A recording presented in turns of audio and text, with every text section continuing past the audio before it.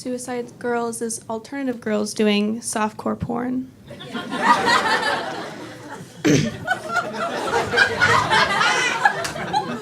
I could do it.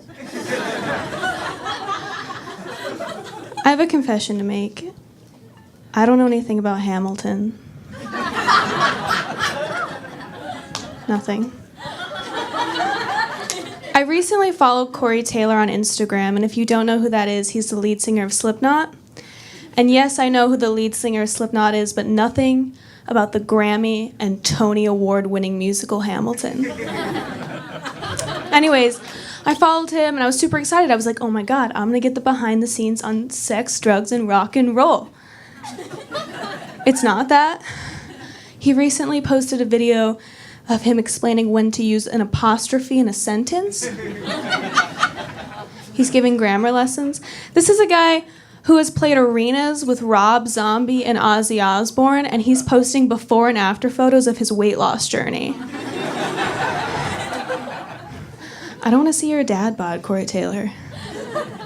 I want to see the badass rock star I fantasized about when I was 13 years old discovering my body. I'm a photographer, and it's a very male-dominated profession, and I hang out with so many guys that I kind of had the realization that I'm probably never going to be a bridesmaid. Mainly because women are cunts.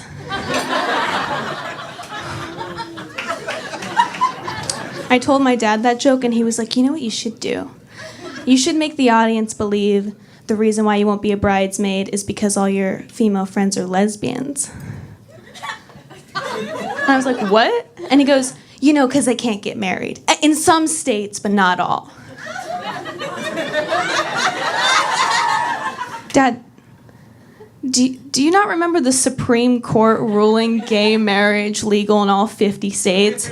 And he just goes, I just pay attention to the news that affects the stock market. I have a niece, and when she was 4 years old, she put one of my bras on, went up to my mom and my sister, and started to go, look at me, I'm Hannah, and I wear a bra without a shirt. It was so embarrassing that we were the same bra size.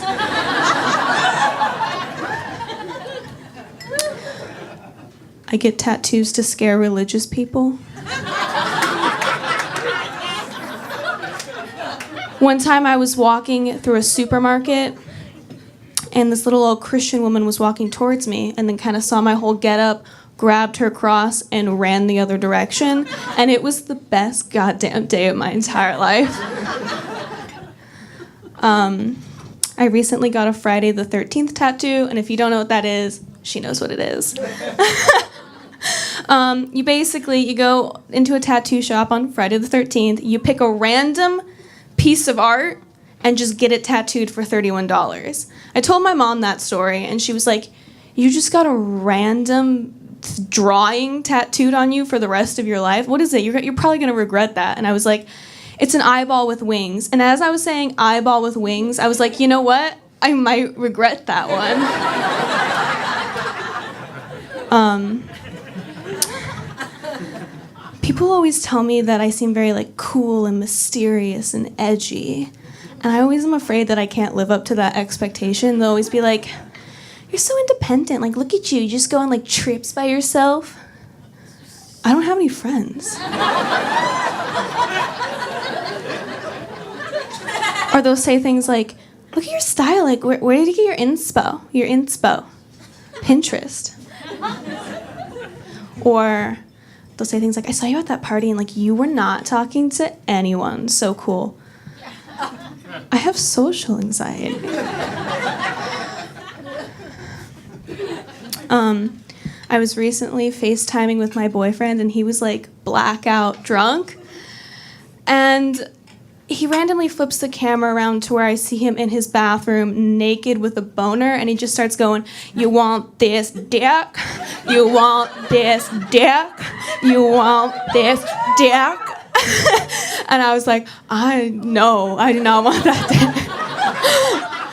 Then he flips the camera back around, looks directly into the camera. You know when you FaceTime, you don't look directly into, you look at yourself, the other person.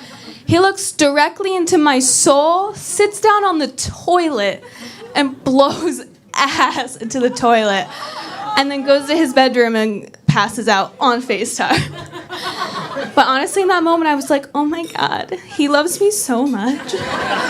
Who do you show your shit face to? No one unless they're your soulmate. Thank you.